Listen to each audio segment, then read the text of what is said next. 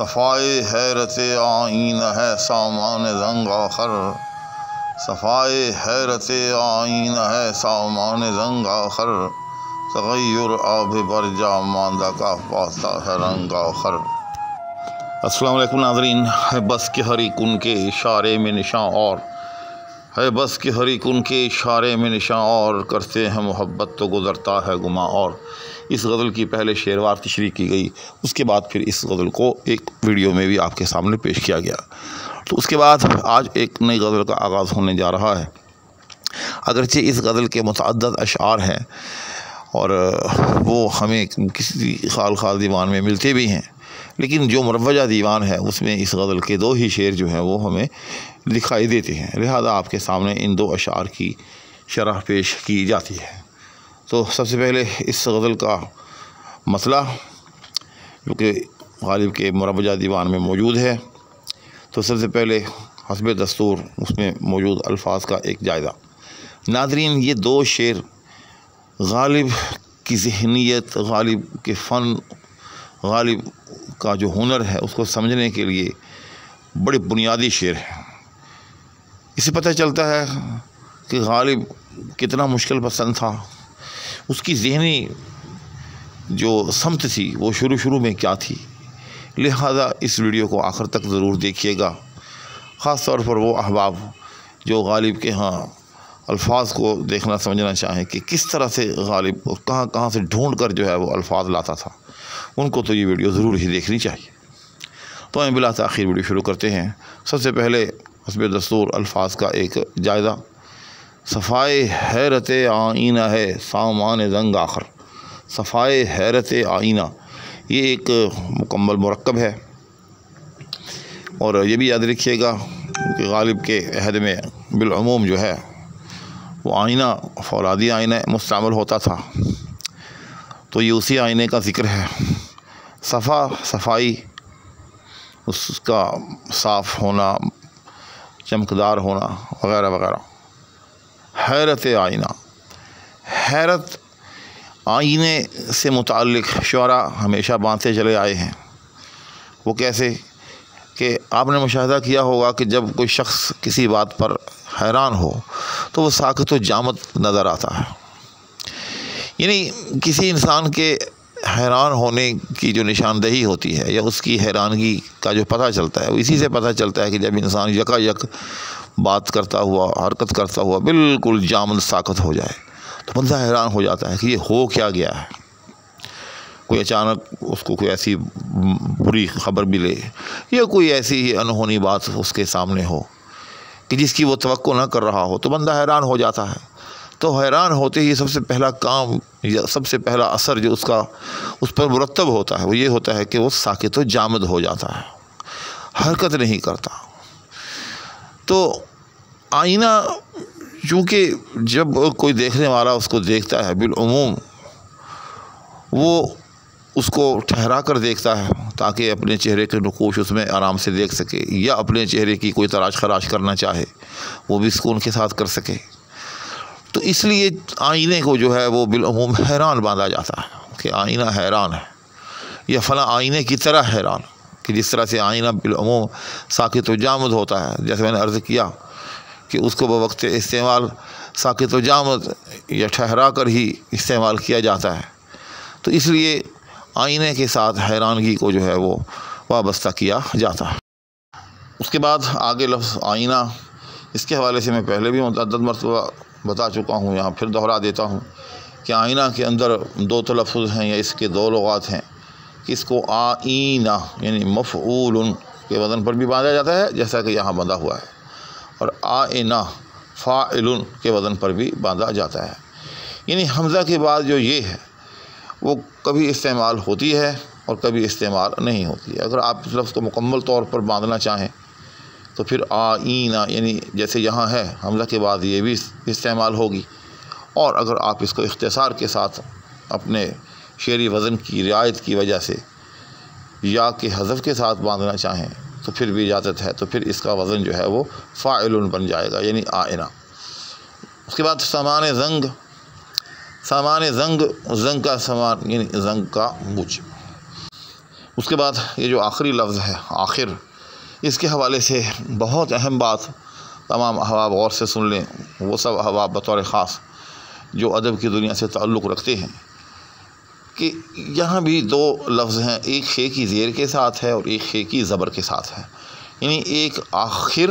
اور دوسرا آخر، ان دونوں میں فرق ہے۔ اور اس فرق کو جاننا اس وقت بہت ضروری ہو جاتا ہے کہ جب آپ قافیہ دل بر، منور، شہ پر وغیرہ کا استعمال کر رہے ہو، کیونکہ دل بر، منور، شہ پر، تو اس میں ظاہر ہے آخری حرف سے جو پہلا حرف ہے اس کا زبر والا ہونا ضروری ہے، لہذا اگر آپ کو آخر اور آخر کا فرق معلوم نہیں ہے تو عین ممکن ہے کہ آپ آخر کو آخر کی جمع جو ہے وہ استعمال کر ڈالیں اور یوں آپ کا شعر جو ہے اور قافیہ جو ہے وہ غلط ہو جائے۔ تو اس میں فرق یہ ہے، آخر کہتے ہیں بعد میں آنے والا، یعنی اول اور آخر، اول والآخر، جیسے کہ اللہ جل شانہ کی صفات میں آتا ہے کہ وہی اول ہے وہی آخر ہے، کلیئر، یعنی پہلا اور اس کے بعد میں آنے والا۔ اور اسی لیے آخرت کو آخرت کہتے ہیں کہ یوم آخرت، اصل یہ لفظ آخرت ہوتا ہے، اگرچہ آخرت آخرت کہہ دیتے ہیں لیکن وہ درست نہیں ہے، اصل میں لفظ آخر ہے اور آخر سے ہی آخرت ہے، یعنی بعد میں آنے والی۔ دنیا کو دنیا اسی لیے کہتے ہیں کہ وہ قریب کی چیز ہے، دنیا کا مطلب ہوتا ہے قریب کی چیز، اور آخرت یعنی اس کے بعد آنے والی چیز یا اس کے بعد آنے والا جہان۔ جبکہ آخر خے کی زبر کے ساتھ جو ہے اس کا مطلب ہوتا ہے another، انگریزی میں جس کو کہتے ہیں another، یعنی ایک اور، یا کوئی اور دوسرا، یعنی ون ٹو، یعنی ایک ون ہے اس کے بعد اگر کوئی ٹو بھی موجود ہے، اس کے ساتھ کوئی کچھ اور بھی کچھ موجود ہے، ٹھیک، تو اس کو پھر آخر کہیں گے، یعنی ایک اور یا مزید۔ تو اس میں زمین آسمان کا فرق۔ آخر کا مطلب یہ ہے کہ جو اس کے بعد ترتیب میں اس کے بعد، جبکہ آخر کا مطلب ہے مزید، اس میں پہلے یا بعد میں یا ترتیب کا کوئی عمل دخل نہیں ہے۔ اس کے بعد دوسرا مصرع ہے، تغیر آب برجا ماندہ کا پاتا ہے اور رنگ آخر۔ تو تغیر، یہ بھی یاد رکھیے گا کہ یہاں بھی ایک بہت غلط العام ہے، تغیر عام طور پر بولتے ہیں جیسے تکلف نہ کریں، ٹھیک ہے، اسی طرح سے تغیر، تو اصل اس میں جو درست لفظ ہے وہ تغیر ہے، یعنی یہ کی پیش کے ساتھ یا تفعول کے وزن پر۔ یہ عربی کا ایک مصدر ہے، اس کو ابواب مزید فی کا مصدر کہا جاتا ہے، تو اس کا وزن جو ہے وہ تفعول ہوتا ہے، تو عین جو ہے اس میں وہ پیش والی ہے۔ تو اسی طرح سے یہاں تغیر، یہ کے اوپر جو ہے وہ پیش ہوگی، اور اسی طرح سے یاد رکھیے گا تکلف کہ لام پر جو ہے وہ پیش ہوگی، تکلف کہنا درست نہیں، تکلف صحیح لفظ یہ ہے۔ اسی طرح سے تشدد، یہ بھی غلط ہے، تشدد، اس میں بھی جو پہلی دال ہے اس کے اوپر پیش ہوگی۔ عام طور پر تشدد لوگ بولتے ہیں، بڑے پڑھے لکھے لوگ بھی اسی طرح سے کہہ گزرتے ہیں، تو وہ درست نہیں ہے، جو درست لفظ ہے وہ تشدد ہے، ان دال کے اوپر جو ہے وہ پیش ہوگی۔ تو یہاں بھی درست لفظ تغیر، یہ کے اوپر جو ہے وہ پیش ہوگی۔ اس کے بعد آگے آب برجا ماندہ، یہ مکمل طور پر ایک فارسی ترکیب ہے جو بعین ہی غالب نے اردو میں مستعمل کی ہے۔ تو آب پانی کو کہتے ہیں، برجا یعنی اپنی جگہ پر، ماندہ ٹھہرا ہوا، یعنی ایسا پانی جو اپنی جگہ پر ٹھہرا ہوا ہو، دوسرے لفظوں میں ٹھہرا ہوا، رکا ہوا پانی، جس طرح سے کسی تالاب وغیرہ میں ہوتا ہے۔ تو غالب کہتا ہے کہ تغیر آب برجا ماندہ کا پاتا ہے رنگ آخر، تو رنگ ہے آخر، پہلے میں نے آپ کو بتا دیا تفصیل کے ساتھ۔ اس لفظی وضاحت کے بعد اب آتے ہیں اس کے معنی کی طرف۔ تو اس میں غالب نے ایک بہت خوبصورت فلسفہ پیش کیا ہے، وہ فلسفہ یہ ہے کہ دنیا میں جو چیز بھی جمود کا شکار ہو جاتی ہے وہ فنا کا شکار ہو جاتی ہے، لہذا باقی رہنے کے لیے، زندہ رہنے کے لیے انسان کو جو ہے وہ جد و جہد کرنا، حرکت پذیر رہنا، یہ لازم ہے۔ اور غالب نے اس فلسفے کو ایک نہیں بلکہ دو مثالوں کے ساتھ جو ہے وہ پیش کیا ہے۔ البتہ کہ صفائے حیرت آئینہ ہے سامان زنگ آخر، کہ اگر کوئی آئینہ جو ہے وہ ہمیشہ حیران ہی رہے گا، جو کہ اس کی صفت ہے، یعنی ٹھہرا ہوا ہونا، چونکہ جیسے میں نے عرض کیا تفصیل کے ساتھ پہلے بھی کہ جب آئینہ رکا ہوا ہوتا ہے، ٹھہرا ہوا ہوتا ہے، تو وہ حیران دکھائی دیتا ہے۔ تو اب کہتا ہے کہ اگر کوئی آئینہ اسی طرح سے کہیں رکا ہوا رہے، یعنی کسی آئینے کو، کسی فولادی آئینے کو آپ کہیں دراز میں کسی الماری میں آپ ڈال دیں، ظاہر ہے جب وہاں وہ پڑا ہوگا تو وہ ہمیشہ حیران ہی دکھائی دے گا، کیونکہ وہ حرکت نہیں کرے گا۔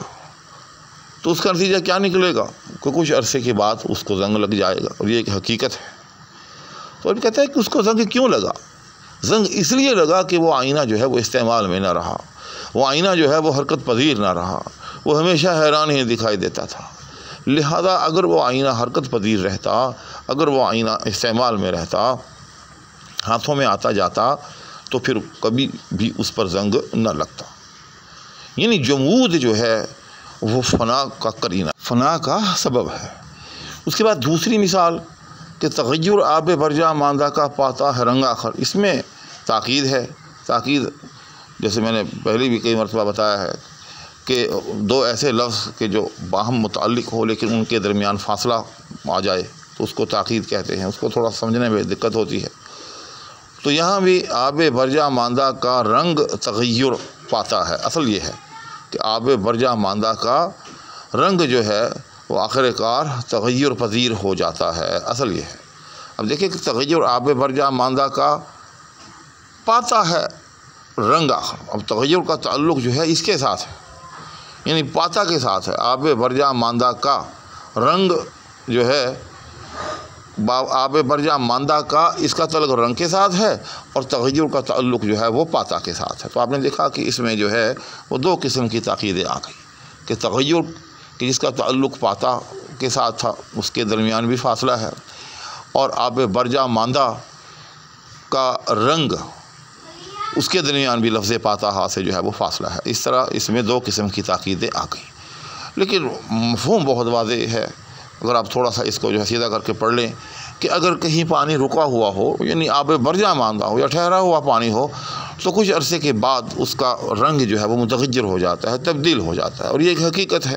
آپ نے دیکھا ہوگا تالاب میں، جوہڑ میں، کہ جہاں پانی جو ہے کچھ دن کے لیے رک جائے، یہ بارشوں کا پانی جو ہوتا ہے آپ نے دیکھا ہوگا کہ گاہے گاہے جو نیچی جگہیں ہوتی ہیں جب ان میں ٹھہر جاتا ہے تو کچھ دن کے بعد اس میں سے جو ہے وہ بدبو آنے لگتی ہے، وہ تعفن کا شکار ہو جاتا ہے، اور اس کا رنگ بھی تبدیل ہو جاتا ہے۔ تو اس کی کیا وجہ ہے؟ اس کی وجہ بھی یہی ہے کہ وہ جمود کا شکار ہے، وہ حرکت پذیر نہیں ہے۔ لہذا زندگی کے لیے، بقا کے لیے کسی بھی چیز کا حرکت پذیر رہنا ضروری ہے۔ گویا جمود جو ہے وہ فنا کی دلیل ہے۔ انسان کو اگر زندہ رہنا ہے تو حرکت پذیر رہنا اس کے لیے لازم ہے، اور یہ ایک ایسا فارمولہ ہے،